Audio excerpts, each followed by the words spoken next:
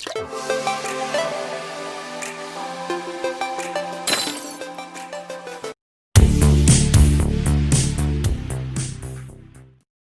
લેક્ચરમાં ન્યૂટનની ગતિનો ત્રીજો નિયમ.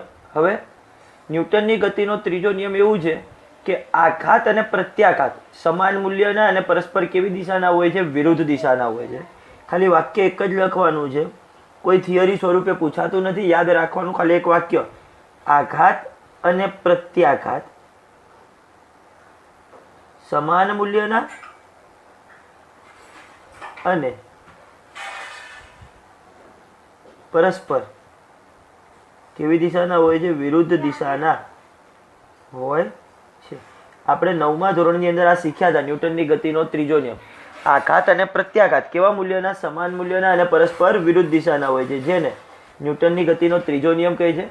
હવે એ પદાર્થ ઉપર બી પદાર્થ દ્વારા, જેના ઉપર લાગે એનો અક્ષર પહેલા એ ઉપર, કોના દ્વારા? બી દ્વારા લાગતા બળને આપણે એફ એ બી વડે દર્શાવીએ, સદિશ વડે દર્શાવીએ છે. તો બી ઉપર એ દ્વારા જે લાગતું બળ હોય એ એના જેટલું જ, પણ એની કઈ દિશામાં હશે? વિરુદ્ધ દિશામાં. માટે એફ એ બી સદિશ બરાબર શું લખાશે? માઇનસ એફ બી એ સદિશ. એ ઉપર બી દ્વારા લાગતું બળ, બી ઉપર એ દ્વારા લાગતું બળ, બંનેની દિશા કેવી હશે? પરસ્પર વિરુદ્ધ. એટલે કયું ચિહ્ન આવ્યું? ઋણ ચિહ્ન આવ્યું. પણ બંનેના મૂલ્યો કેવા હશે? સરખા. મૂલ્ય માટે દર્શાવવું હોય તો માનાંકમાં દર્શાવાય, પરંતુ માનાંકમાં એફ એ બી સદિશ, એટલે આ એફ એ બી નું શું થયું? મૂલ્ય બરાબર જ શું થશે? માનાંકમાં એફ બી એ સદિશ. બંનેના મૂલ્યો સરખા, પણ દિશા કેવી? પરસ્પર વિરુદ્ધ. એટલે સમાન મૂલ્યના અને કેવી દિશાના? વિરુદ્ધ દિશાના હોય છે. એક આઘાત બળ કહેવાય, તો બીજું કયું કહેવાય? પ્રત્યાઘાત બળ. ફાઇનલ ખબર પડશે. ચાલો, હવે તમારી સ્કૂલની એક્ઝામ માટે એક અગત્યની થિયરી, ચેપ્ટરની બીજી એક થિયરી છે, વેગમાન સંરક્ષણનો નિયમ લખી સાબિત કરો. વેગમાન સંરક્ષણનો નિયમ લખી સાબિત કરો. હવે પહેલા તો નિયમ શું છે? અલગ કરેલા તંત્રનું કુલ વેગમાન, અલગ કરેલા તંત્રનું કુલ વેગમાન કેવું હોય છે? અચળ હોય છે, અચળ રહે છે, જેને વેગમાન સંરક્ષણનો નિયમ કહે છે. અલગ કરેલા તંત્રનું કુલ વેગમાન કેવું રહે છે? અચળ રહે છે. જો કોઈ તંત્રને આપણે અલગ કરેલું તંત્ર વિચારીએ કે જેની અંદર બીજો કોઈ પદાર્થ પછી ગતિ ન કરતો હોય, બીજા કોઈ પદાર્થ ઉપર બળ ન લાગતું હોય, કોઈ વધારાની યાંત્રિક ક્રિયા ન થતી હોય, તો એને અલગ કરેલું તંત્ર કહેવાય. એ અલગ કરેલા તંત્રનું કુલ વેગમાન કેવું રહે છે? અચળ રહે છે, જેને વેગમાન સંરક્ષણનો નિયમ કહે છે. હવે મારે એને સાબિત કરવો છે કે કુલ વેગમાન કેવું રહે છે? અચળ. કે શરૂઆતમાં વેગમાન હતું એટલું ને એટલું અંતે છે. હવે એના માટે જો રાઇફલમાંથી જ્યારે ગોળી છોડવામાં આવે, હવે રાઇફલ અને ગોળીનું ઉદાહરણ લેવાનું છે, બંદૂક અને ગોળી. રાઇફલમાંથી જ્યારે ગોળી છોડવામાં આવે ત્યારે ગોળી આગળની દિશામાં જાય છે, જ્યારે રાઇફલ કઈ દિશામાં? પાછળની દિશામાં ધકેલાય છે. રાઇફલમાંથી જ્યારે આમ ગોળી છોડવામાં આવે ત્યારે ગોળી આગળ જાય, રાઇફલ ઉપર છે જેમ પાછળ ઝટકો લાગે. રાઇફલમાંથી જ્યારે ગોળી છોડવામાં આવે ત્યારે ગોળી આગળની દિશામાં જાય છે, જ્યારે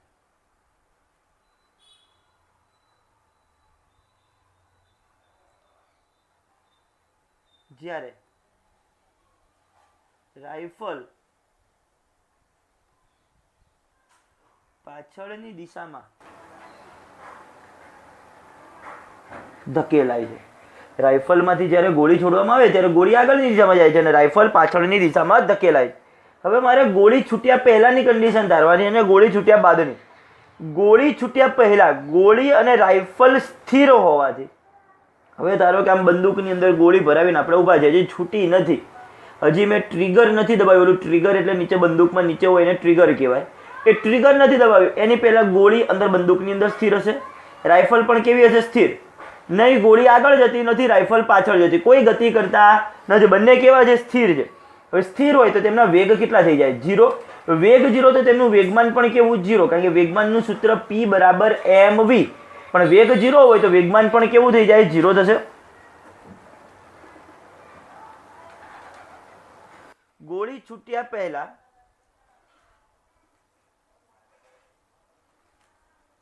ગોળી અને રાઇફલ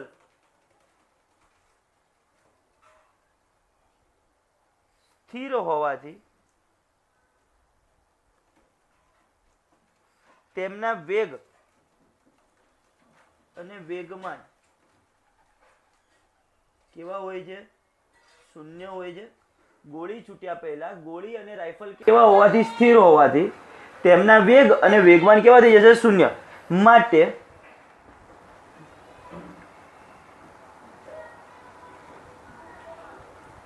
ગોળી છૂટ્યા પહેલા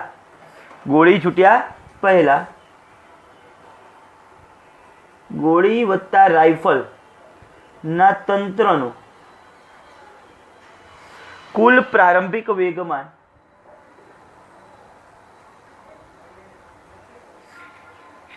પી સદિશ બરાબર પી સદિશ એટલે બુલેટ ગોળીનો વેગ વત્તા રાઇફલનો વેગ PR સદિશ બરાબર 0. સમીકરણ નંબર 1 કમ્પ્લીટ. અહીંયા સુધી આપણે શું નક્કી કર્યું? પહેલા તો મારે પહેલા એમનું પ્રારંભિક વેગમાન શોધવાનું અને અંતિમ વેગમાન શોધવાનું. ફરીથી પહેલા તો નિયમ શું છે? અલગ કરેલા તંત્રનું કુલ વેગમાન અચળ હોય. કુલ વેગમાન અચળ રહેવું જોઈએ. પહેલા જેટલું હોય ને એટલું પછી હોવું જોઈએ. તો એને શું કહેવાય? વેગમાન સંરક્ષણનો નિયમ કહેવાય. રાઇફલમાંથી જ્યારે ગોળી છોડવામાં આવે ત્યારે ગોળી આગળની દિશામાં ધકેલાય છે, જ્યારે રાઇફલ શું થાય છે? પાછળની દિશામાં ધકેલાય. ગોળી છૂટ્યા પહેલા ગોળી અને રાઇફલ કેવા હતા? સ્થિર. તેમના વેગ અને વેગમાન કેટલા થઈ જાય? શૂન્ય. હવે જો ગોળી ન છૂટી હોય તો હજી એની પહેલા ગોળી પણ સ્થિર હશે, અંદર રાઇફલ પણ સ્થિર હશે. નહીં આ આગળ ગયું હોય, નહીં આ પાછળ આવ્યું હોય, એટલે એમના વેગ અને વેગમાન શૂન્ય હોય. માટે ગોળી છૂટ્યા પહેલા ગોળી વત્તા રાઇફલના તંત્રનું કુલ પ્રારંભિક વેગમાન. હવે ઇનિશિયલ માટે આ શબ્દ આપ્યો છે. ઇનિશિયલ એટલે પ્રારંભિક. બુલેટનું વેગમાન વત્તા રાઇફલનું વેગમાન, પણ બંનેનું વેગમાન 0 છે, એટલે 0 વત્તા 0 કેટલું થઈ ગયું? 0. સમીકરણ નંબર 1. હવે ધારી લઈએ કે ડેલ્ટા ટી સમયમાં રાઇફલમાંથી ગોળી છૂટે છે. કેટલા સમયમાં? ડેલ્ટા ટી સમયમાં. અને ત્યારે રાઇફલ દ્વારા ગોળી પર આગળની દિશામાં F સદિશ જેટલું બળ લાગે છે. ધારો કે ડેલ્ટા ટી સમયમાં રાઇફલમાંથી ગોળી છૂટે છે. તે સમયે રાઇફલ દ્વારા ગોળી પર આગળની દિશામાં F સદિશ જેટલું બળ લાગે છે. શું કર્યું? ડેલ્ટા ટી સમયમાં રાઇફલમાંથી ગોળી છૂટી, આપણે ધારી લીધી કન્ડિશન. તે સમયે રાઇફલ દ્વારા ગોળી પર આગળની દિશામાં કેટલું બળ લાગે છે? F સદિશ જેટલું બળ લાગે છે. હવે ન્યૂટનની ગતિનો ત્રીજો નિયમ શું કે? એ વખતે ગોળી રાઇફલ ઉપર આટલું જ બળ ક્યાં લગાવતું હશે? પાછળની દિશામાં. ત્યારે ગોળી દ્વારા રાઇફલ પર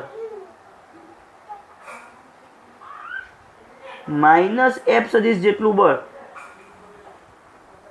કઈ દિશામાં લાગે છે? પાછળની દિશામાં લાગે છે. કન્ડિશન થઈ ગઈ કે ડેલ્ટા ટી સમયમાં રાઇફલમાંથી ગોળી છૂટશે. તે સમયે રાઇફલ દ્વારા ગોળી પર આગળની દિશામાં F સદિશ જેટલું બળ લાગશે. ગોળી દ્વારા રાઇફલ પર -F સદિશ જેટલું બળ પાછળની દિશામાં લાગશે. કમ્પ્લીટ અહીંયા સુધી. હવે ગોળીનું અંતિમ વેગમાન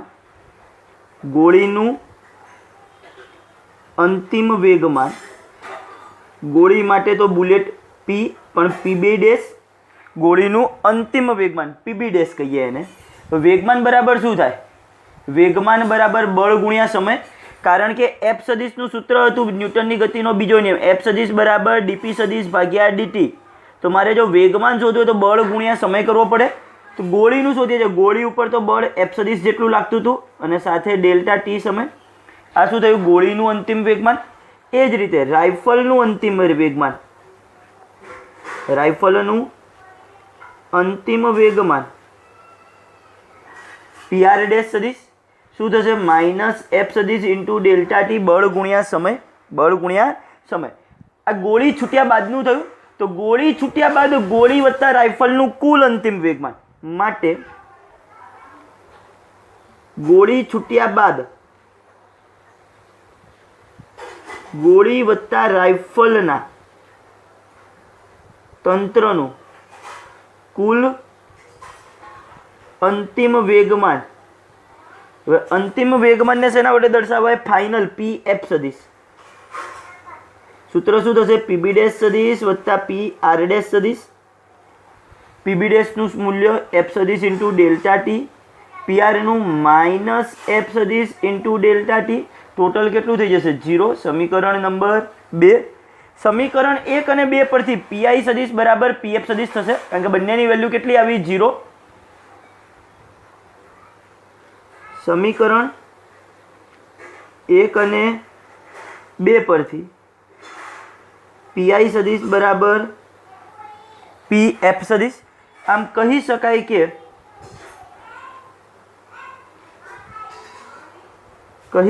કે અલગ કરેલા તંત્રનું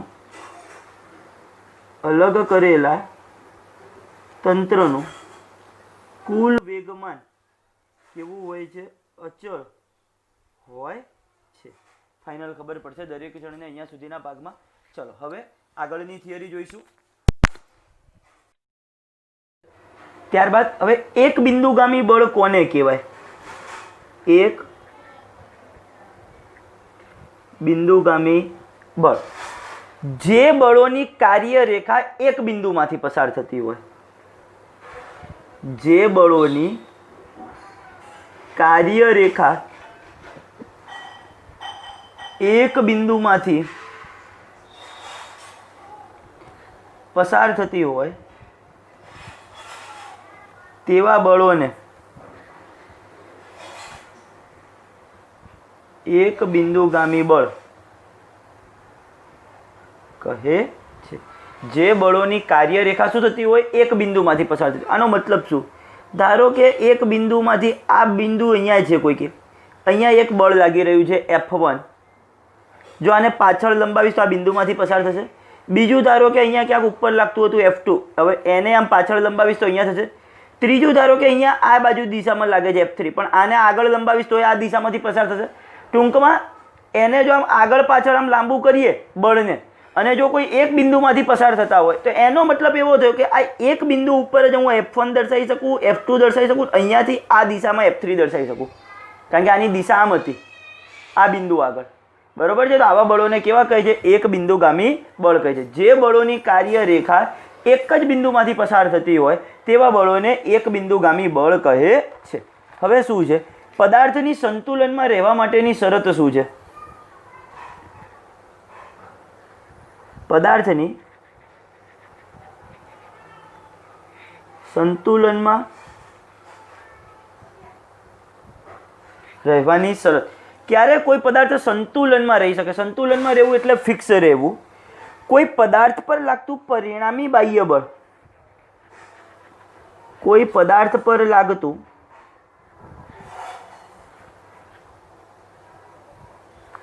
પરિણામી બાહ્ય બળ શૂન્ય હોય ત્યારે, કોઈ પદાર્થ પર લાગતું પરિણામી બાહ્ય બળ શૂન્ય હોય ત્યારે તે પદાર્થ સંતુલનમાં છે તેમ કહેવાય. સંતુલનમાં છે તેમ કહેવાય. જો કોઈ પદાર્થ પર લાગતું પરિણામી બાહ્ય બળ, પરિણામી બધા જ બળોનું પરિણામી બળ, જો જુદી જુદી દિશામાં બળ લાગતા હોય એનો સરવાળો કરીએ અને જો પરિણામી બાહ્ય બળ શૂન્ય હોય તો તે પદાર્થ કેવી સ્થિતિમાં રહેશે? સંતુલન સ્થિતિમાં રહેશે. હવે તમને થોડું કન્ફ્યુઝન થાય છે, આપણે આનું પ્રેક્ટિકલ નથી જોયું, એટલે ધારી લો કે જો કોઈ પદાર્થ પર F1 સદિશ, F2 સદિશ, F3 સદિશ અપ ટુ Fn સદિશ બળ લાગતા હોય તો પદાર્થની સંતુલનમાં રહેવાની શરત, પદાર્થની સંતુલનમાં રહેવાની શરત શું થશે? આ બધા જ બળોનું પરિણામી બળ એટલે બધા જ બળોનો સરવાળો અપ ટુ Fn સદીશ, એ જવાબ કેટલો થતો હોવો જોઈએ? 0. જો કોઈ પદાર્થ પર આટલા જુદા જુદા બળો લાગતા હોય તો પદાર્થની સંતુલનમાં રહેવાની શરત શું છે? આ બધા બળોનું પરિણામી બળ. પરિણામી બળને જો હું F સદીશ વડે દર્શાવું તો પણ ચાલે. F સદીશ બરાબર આ બધાનો સરવાળો બરાબર કેટલો થતો હોવો જોઈએ? 0 થતો હોવો જોઈએ. આનો મતલબ એવો થાય કે હવે આ સદીશ છે એનો x ઘટક, બળનો x ઘટક પણ 0 થતો હોવો જોઈએ, પરિણામી બળનો y ઘટક પણ 0 થતો હોવો જોઈએ, પરિણામી બળનો z ઘટક પણ કેટલો થતો હોવો જોઈએ? 0. સદિશ સ્વરૂપ છે માટે આનો મતલબ એવો થાય સિગ્મા fx બરાબર 0, સિગ્મા fy બરાબર 0, સિગ્મા fz બરાબર 0. ફાઇનલ. જો કોઈ પદાર્થ પર એક જ બળ લાગતું હોય, એક જ બળ, તો તે પદાર્થ સંતુલનમાં રહી શકે નહીં. જો પદાર્થ પર ફક્ત એક જ બળ લાગતું હોય તો તે પદાર્થ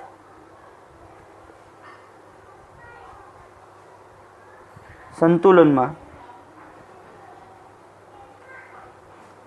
રહી શકે નહીં. કારણ શું? હવે એક જ બળ હોય તો એનું પરિણામી બળ F1 જેટલું જ થવાનું છે, ક્યારે 0 નહીં થાય. આ તો શા માટે 0 થાય? આનું મૂલ્ય +5 હશે, આનું -2 હશે, આનું -3 હશે, પાછું કોકનું કંઈક પ્લસ હશે, કોકનું માઇનસ હશે, એટલે પરિણામી 0 થાય.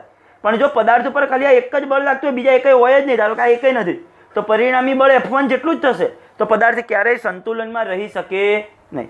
સંતુલનમાં રહેવાની પહેલાં તો શરત શું છે? પરિણામી બાહ્ય બળ 0 થતું હોવું જોઈએ. કોઈ પદાર્થ પર લાગતું પરિણામી બાહ્ય બળ 0 હોય, બધા જ બળોનું પરિણામી બળ 0 હોય તો અને તો જ તે પદાર્થ સંતુલનમાં છે તેમ કહેવાય. પછી ધારી લીધું કે આટલા બધા બળ લાગે છે, તેના સંતુલનમાં રહેવાની શરત શું? આ બધા જ બળોનું પરિણામી બળ એટલે F સદિશ બરાબર આ બધાનો સરવાળો બરાબર કેટલું થતું હોવું જોઈએ? 0. એનો જ મતલબ એવો થાય કે બળનો x ઘટક 0, બળનો y ઘટક 0, બળનો z ઘટક 0. ફાઇનલ. એક બળ લાગતું હોય તો સંતુલનમાં રહી શકે નહીં. પદાર્થ પર બે બળો લાગતા હોય ત્યારે પદાર્થ પર બે બળો લાગતા હોય ત્યારે સંતુલનમાં રહેવાની શરત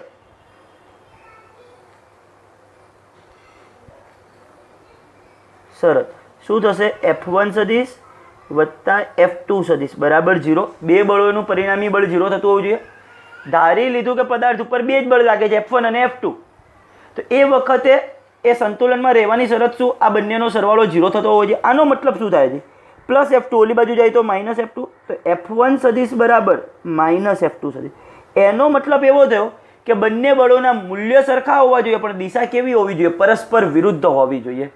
બે બળના મૂલ્યો સરખા હોય, બંનેની દિશા પરસ્પર વિરુદ્ધ હોય, એક ધન x અક્ષની દિશા, બીજું ઋણ x અક્ષની દિશા, એક ધન y અક્ષની દિશા, બીજી ઋણ y અક્ષની દિશા, તો અને તો જ બંનેનું પરિણામી બળ 0 થાય. ધારો કે મૂલ્યો સરખા છે, એક ધન x અક્ષની દિશામાં છે અને એક ધન y અક્ષની દિશામાં છે, તો આનું પરિણામી બળ 0 થાય નહીં. કેમ? આ બંનેનું પરિણામી બળ ક્યાં લાગે? અહીંયા વચ્ચે. આ બે સદિશ છે, બે સદિશનું પરિણામી સદિશ ક્યાં આવશે? અહીંયા વચ્ચે આવશે, તો એ પરિણામી બળ 0 થાય નહીં. 0 ક્યારે થાય? સમાન મૂલ્ય અને પરસ્પર કેવી દિશા હોવી જોઈએ? વિરુદ્ધ દિશા હોવી જોઈએ, તો અને તો જ પરિણામી બળ કેવું થાય? 0. એટલે બે પદાર્થ ઉપર બે બળ લાગતા હોય ત્યારે સંતુલનમાં રહેવાની શરત આવી. પદાર્થ પર 3 બળો લાગતા હોય ત્યારે પદાર્થ પર 3 બળો લાગતા હોય ત્યારે સંતુલનમાં રહેવાની શરત F1 સદિશ વત્તા F2 સદિશ વત્તા F3 સદિશ બરાબર 0. ચલો કોઈ પણ એકને ઓલી બાજુ લઈ જઈએ એટલે F1 સદિશ વત્તા F2 સદિશ બરાબર શું થયું? -F3 સદિશ. ચલો આ વસ્તુને આપણે આકૃતિ દ્વારા હવે સમજીએ. બરોબર છે કે આકૃતિની અંદર આ વસ્તુને કઈ રીતના દર્શાવી શકાય? ધારો કે એક બળ અહીંયા લાગી રહ્યું છે, બીજું એક બળ આમ લાગી રહ્યું છે અહીંયા. આ બળને ધારો કે મેં કીધું F1, આને હું કહી દઈશ F2. તો આનું પરિણામી બળ ક્યાં આવશે? બે સદિશોનો પરિણામી સદિશ શોધવો હોય તો ઓલી સમાંતર બાજુ ચતુષ્કોણની રીત કરવી પડે.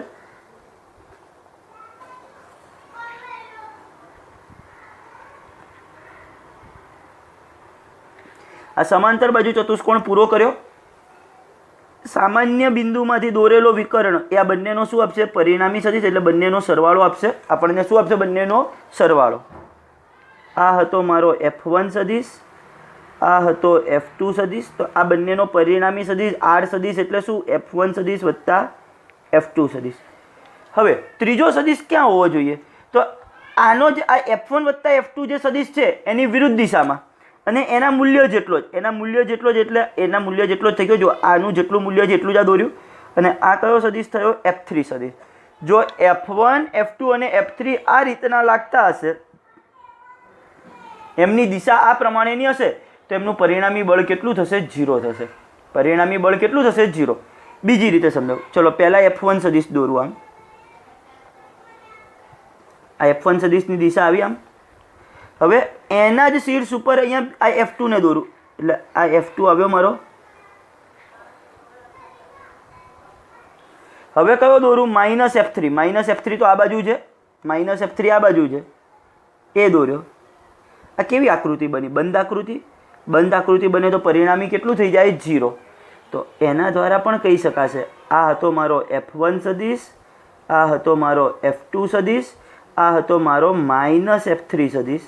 જો આ ત્રણેયનું પરિણામી બળ કરું, ત્રણેયનો સરવાળો કર્યો તો જવાબ કેટલો થઈ જશે? 0. ત્રણેયનો સરવાળો કરીશું કેટલો થશે? 0. ફાઇનલ ખબર પડશે દરેકને. સોરી, આ -F3 નહીં લખાય, +F3 જ લખાશે. F3 સદિશ જ આમ થાય, એની દિશા. F1 વત્તા F2 વત્તા F3 બંધ આકૃતિ બની તો જવાબ કેટલો થઈ ગયો? 0. ફાઇનલ દરેકને ખબર પડશે કઈ રીતના છે. અહીંયા સુધીનો ભાગ પરીક્ષામાં એટલું અગત્યનું નથી, બસ ખાલી આ રીતની સૂત્ર સ્વરૂપે યાદ રાખવાનું. હવે આપણે એક્ઝામ્પલ જોતા જઈએ એટલે વધારે ખ્યાલ આવે. હજી એની પહેલાં એક ટોપિક બાકી રહ્યો, દોરીમાં ઉદ્ભવતું તણાવ બળ.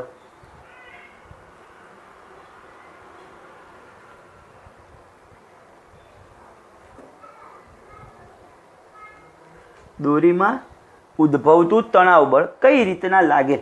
ધારો કે અહીંયા આગળ કોઈક આધાર છે, સ્થિર આધાર. સ્થિર આધાર ઉપર અહીંયા દોરીથી આપણે કોઈ એક પદાર્થને અહીંયા લટકાવી દઈએ છીએ. બરોબર છે? એક પદાર્થને અહીંયા આગળ લટકાવી દીધો. ધારો કે એ M દળનો પદાર્થ હતો, M દળનો પદાર્થ. તો હવે અહીંયા પહેલાં તો પદાર્થ ઉપર નીચે તરફ કયું બળ લાગશે? વજન બળ. હંમેશા નીચે તરફ એનું કયું બળ લાગશે? વજન બળ. વજન બળનું સૂત્ર થાય mg. વજન બળ mg. કોઈ પદાર્થ લટકતો હોય એમને તો નીચે તરફ એનું વજન બળ લાગે. હવે આ અહીંયા વજન બળ લાગશે તો દોરીમાં અહીંયા આગળ ઉપર તરફ તણાવ બળ લાગશે. ક્યાં લાગશે? ઉપર તરફ તણાવ બળ. વજન બળ નીચે લાગે તો દોરીમાં બળ ક્યાં લાગશે? ઉપર તરફ. હવે અહીંયા ઉપર તરફ લાગે તો અહીંયા આગળ તણાવ બળ ક્યાં લાગતું હશે? નીચે તરફ. ક્યાં લાગે? હંમેશા નીચે તરફ. હંમેશા તમે આ જગ્યાએ વિચારો, આમ દોરી કંઈક લટકતી હોય કે તમે આમ કંઈક ખેંચતા હો કોઈક વસ્તુ વડે આમ એને, તો અહીંયા તણાવ બળ ક્યાં લાગતું હોય? નીચે તરફ. અહીંયા પદાર્થ ઉપર અહીંયા નીચે તરફ વજન બળ લાગે તો તણાવ બળ ક્યાં લાગશે? ઉપર તરફ. બસ આકૃતિ સ્વરૂપે આટલું યાદ રાખવાનું છે કે દોરીમાં આ રીતે તણાવ બળ લાગે. ફાઇનલ યાદ રહેશે. ચલો હવે આપણે આગળ એક્ઝામ્પલો જોઈએ. ચલો, એક સૈનિક પોતાની ઓટોમેટિક રાઇફલમાંથી 50 ગ્રામ દળની, એટલે ગોળીનું દળ આપ્યું છે M બરાબર 50 ગ્રામ, એને કિલોગ્રામમાં કન્વર્ટ કરીએ તો 10⁻³ ઘાત આવશે કિલોગ્રામ. નાના એકમમાંથી મોટા એકમમાં જઈએ તો ઘાત માઇનસ આવે. ગોળીઓ દરેક 1000 મીટર પ્રતિ સેકન્ડના વેગથી જોડે છે, એટલે વેગ કેટલો આપ્યો છે ગોળીનો? 1000 મીટર પ્રતિ સેકન્ડ. ખભા પર વધુમાં વધુ 200 ન્યૂટનનું બળ ખમી શકતો હોય, F બરાબર 200 ન્યૂટન, તો તે 1 સેકન્ડમાં વધુમાં વધુ કેટલી ગોળીઓ છોડી શકે? આપણે કીધું રાઇફલમાંથી ગોળી છૂટે ને આમ આગળ, એટલે રાઇફલ આમ જોરથી પાછળની દિશામાં આમ ધક્કો વાગે, રાઇફલને આમ એકદમ આમ જોરથી ઝાટકો વાગે. હવે જો તમારો સોલ્જર એકદમ નબળો હોય ને, તમારો શોલ્ડર ખભો, અને આમ તમે ગોળી છોડો ને અને ઓલી રાઇફલ એટલી જોરથી આમ પાછળ અથડાય ને, આમ ઝાટકો બહુ જોરથી હોય, તમારા ખભોય તૂટી જાય. એટલે આની અંદર શું છે? બીજું, તમે 1 સેકન્ડમાં ધમ ધમ ધમ ધમ ગોળીઓ છોડો તો ઓલાનો ઝાટકા ઠટ ઠટ ઠટ આમ પાછળ વાગે હવે તમારું ખભો એકદમ નબળો હોય તો એમને માડકા તૂટી જાય. અહીંયા સૈનિક વધારેમાં વધારે કેટલા ન્યૂટનનું બળ ખમી શકે છે? 200 ન્યૂટન. તો 1 સેકન્ડમાં વધુમાં વધુ કેટલી ગોળીઓ છોડી શકશે? ધારી લઈએ કે ધારો કે સૈનિક 1 સેકન્ડમાં વધુમાં વધુ n ગોળીઓ છોડી શકે છે. ધારી લઈએ કે સૈનિક 1 સેકન્ડમાં વધુમાં વધુ કેટલી ગોળી છોડી શકે છે? n ગોળી. માટે હવે એક ગોળીનું વેગમાન કેટલું થાય? mv. ગોળીનું દળ અને વેગ આપ્યો તો એક ગોળીનું વેગમાન mv. તો n ગોળીનું વેગમાન, કારણ કે 1 સેકન્ડમાં હવે n છોડવાનો છે, n ગોળીનું વેગમાન બરાબર કેટલું થશે? n mv. ખબર પડી જાય કઈ રીતના? ફરીથી એક વખત, સૈનિક 1 સેકન્ડમાં વધારેમાં વધારે n ગોળી છોડી શકશે. હવે એક ગોળી છૂટી હોય તો એનું વેગમાન એને મળે mv જેટલું. n ગોળી છોડી હોય તો n mv જેટલું થાય. એક ગોળીનું mv, n mv નું કેટલું? n mv. બરોબર છે. હવે n ગોળીના વેગમાનનો ફેરફાર. હવે આગળ આપણે શીખ્યા હતા બળના આઘાતની અંદર, હું તમને યાદ કરાવું. બળનો આઘાત કેટલો હોય? તો કે બળનો આઘાત એ પદાર્થના વેગમાનમાં થતા ફેરફાર બરાબર હોય છે. બળનો આઘાત એટલે શું? પાછું બળ ગુણ્યા સમય. બળનો આઘાત એટલે શું હતું? બળ ગુણ્યા સમય. એ શેના બરાબર હોય? વેગમાનના ફેરફાર બરાબર. તો n ગોળીના વેગમાનનો ફેરફાર બરાબર બળનો આઘાત કેવા છે? n ગોળીના વેગમાનનો ફેરફાર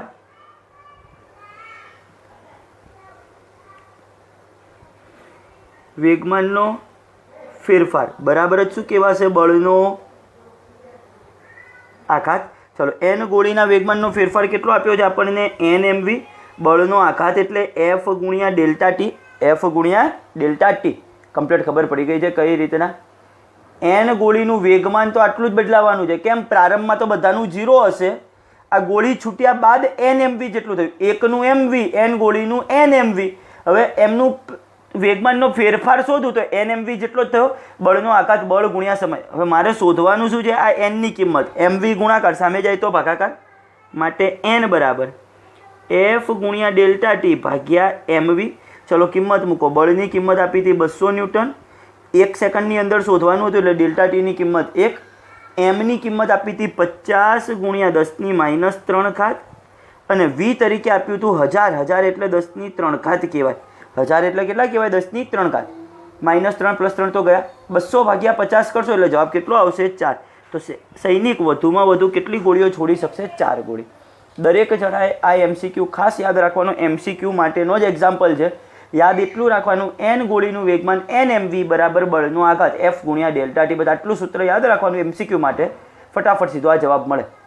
n mv બરાબર f ડેલ્ટા t. આટલું યાદ રહેશે. ચલો આગળનું એક્ઝામ્પલ જોઈએ. ચલો, આવા પ્રકારના હવે એક્ઝામ્પલો પૂછાશે. તમને અહીંયા આગળ એક આધાર પરથી 2 દોરી બાંધેલી છે, એક અને આમ 2. એક 60° ખૂણે, બીજી 30° ખૂણે. 2 દોરીને પાછી અહીંયા બાંધી અને અહીંયાથી પાછી એક દોરી બાંધીને એની સાથે m દળનો પદાર્થ લટકાવી દીધો. m બરાબર 20 kg છે. આ દોરીમાં જે બળ લાગે છે તણાવ બળ T1. અહીંયા ગાંઠ છે તો અહીંયા ઉપર તરફ T1, અહીંયા નીચે તરફ T1. અહીંયા ઉપર તરફ T2, અહીંયા નીચે તરફ T2 લાગે. એ જ રીતે અહીંયા પદાર્થ લટકાવેલો, અહીંયા ઉપર તરફ T3, અહીંયાથી નીચે તરફ T3. એ રીતે જ હંમેશા બળ લાગે. પ્રેક્ટિસને આધારે ખબર. અહીંયા આગળ જુઓ તો આમ ઉપર નીચે. આ આખી દોરી જુઓ તો અહીંયા ઉપર, અહીંયા નીચે. પદાર્થ જે બાજુથી બાંધેલો હોય ને ત્યાંથી અહીંયા બાંધેલો છે તો અહીંયા ઉપર, અહીંયા નીચે, અહીંયા ઉપર, અહીંયા નીચે, અહીંયા ઉપર, અહીંયા નીચે. કેમ? પદાર્થ અહીંયા બાંધેલો કહેવાય. આ પદાર્થને અહીંયા તમે લઈ ગયા કહો, કારણ કે આ બળ તો અહીંયા જ લગાવવાનો છે. આનું જે પણ વજન બળ આવશે નીચે તરફ કયું બળ હશે? એનું વજન બળ mg. તમને એવું કીધું છે કે આ જે m દળનો બ્લોક છે એ સ્થિર સ્થિતિમાં છે. કેવી સ્થિતિમાં છે? સ્થિર સ્થિતિમાં, સંતુલનમાં છે. હવે સૌથી પહેલાં તો આ m દળનો બ્લોક ક્યારે સંતુલનમાં? m બ્લોક ઉપર કયું બળ લાગે છે? એક ઉપર તરફ T3 લાગે છે, નીચે તરફ mg. આ 2 જ બળ લાગે છે m દળના બ્લોક ઉપર.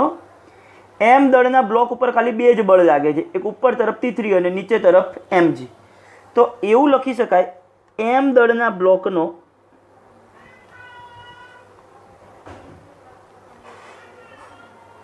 FBD. FBD એટલે ફ્રી બોડી ડાયાગ્રામ. એનું પૂરું નામ શું છે FBD નું? પહેલાં તો હું લખું, ફ્રી બોડી ડાયાગ્રામ. હવે આ વસ્તુ છે શું? જૂની ચોપડીની અંદર આપેલું હતું, આ તમારી નવી બુકમાં તો આપેલું પણ નથી. આ ફ્રી બોડી ડાયાગ્રામ.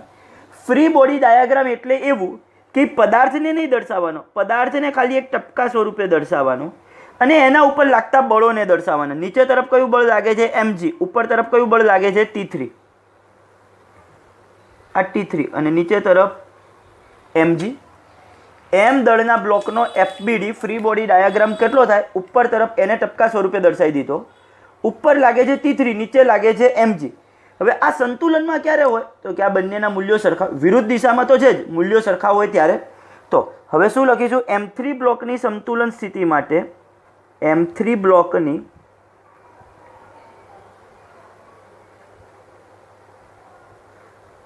સંતુલન સ્થિતિ માટે T3 બરાબર કેટલું થતું હશે? mg. T3 બરાબર mg. m ની કિંમત 20, g ની કિંમત 10. જવાબ થશે 200 ન્યૂટન. તો T3 ની કિંમત કેટલી મળી? પહેલાં તો 200 ન્યૂટન. આ સંતુલનમાં ક્યારે હશે? નીચે તરફનું અને ઉપર તરફનું બળ સરખા થતા હશે ત્યારે. ફાઇનલ. ચલો હવે હું શું કરું? અહીંયા તમને આ જે બિંદુ આપ્યું છે ત્યાં આગળ યામાક્સ પદ્ધતિ વિચારી લઈએ.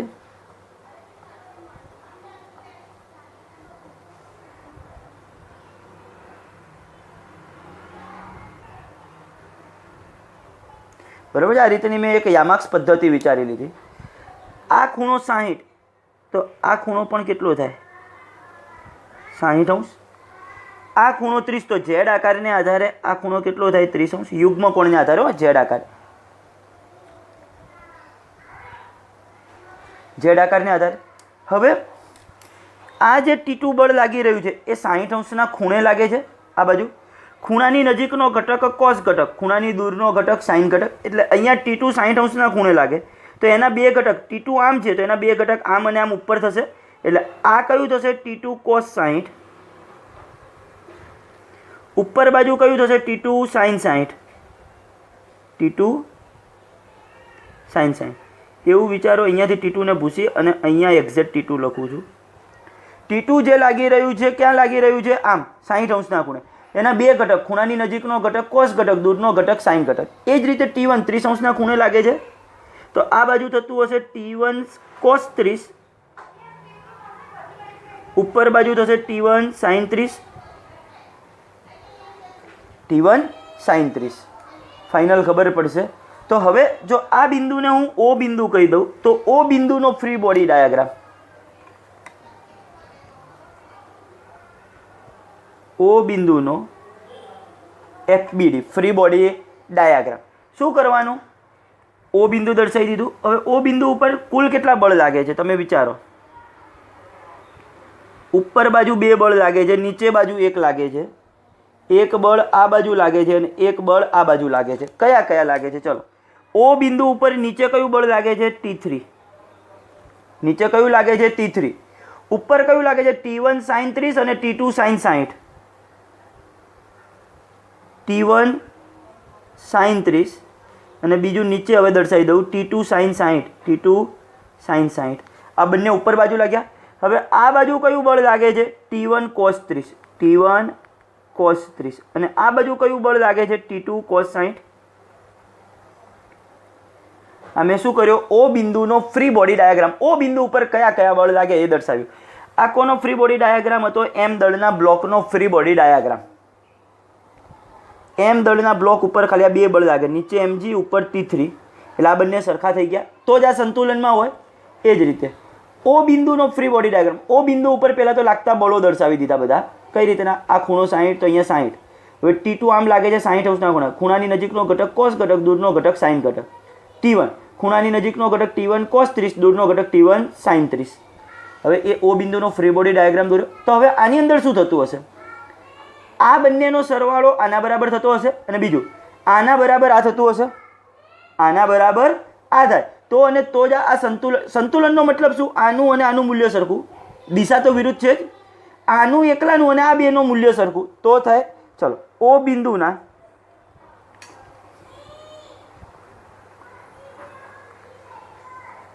ફ્રી બોડી ડાયાગ્રામ પરથી, O બિંદુના ફ્રી બોડી ડાયાગ્રામ પરથી શું લખાશે? T3 બરાબર T1 sin 30 વત્તા T2 sin 60 આવું લખાશે. સાથે સાથે આ પણ લખાશે T2 cos 60 બરાબર T1 cos 30 આ પણ લખાશે. ફાઇનલ દરેકને ખબર પડી છે અહીંયા સુધીના ભાગમાં. હવે T3 ની કિંમત તો કેટલી છે? 200 ન્યૂટન ઉપર જ આવી હતી. T1 sin 30 ની કિંમત 1/2 વત્તા T2 sin 60 ની કિંમત √3/2 આટલી વેલ્યુ થઈ અહીંયા સુધી. હવે અહીંયા તો એક સમીકરણ આવ્યું. અહીંયા તો શું આવ્યું? એક સમીકરણ. કઈ રીતના? T1 અને T2 ના સ્વરૂપનું એક સમીકરણ આવ્યું.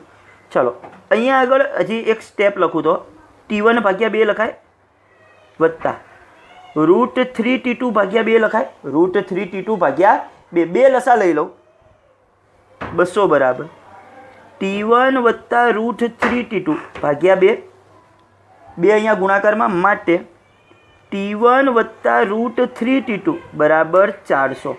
આ મને શું મળ્યું? સમીકરણ નંબર 1 મળ્યું. ફાઇનલ ખબર પડી છે અહીંયા સુધી. ચલો અહીંયા કિંમત મૂકો. cos 60 ની કિંમત 1/2 cos 30 ની કિંમત √3/2.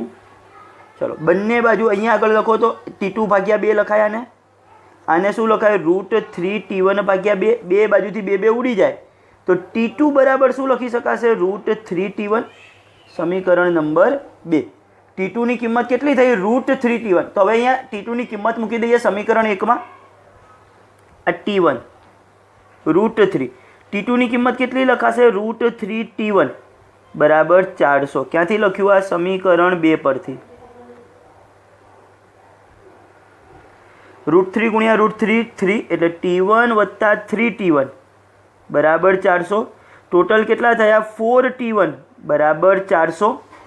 4 ભાગાકારમાં જાય 400 ભાગ્યા 4 એટલે T1 ની કિંમત કેટલી આવશે? 100 ન્યૂટન. T1 ની કિંમત 100 ન્યૂટન. કમ્પ્લીટ ખબર પડી છે દરેકને. ચલો T1 ની કિંમત શેમાં મૂકી દઈએ? સમીકરણ 2 માં. હવે હું અહીંયા જ લખી નાખું છું, અલગ દૂર લખવાની જગ્યાએ. સમીકરણ 2 પરથી T2 બરાબર √3T1. √3 એટલે કેટલું? 1.73 અને T1 ની કિંમત 100.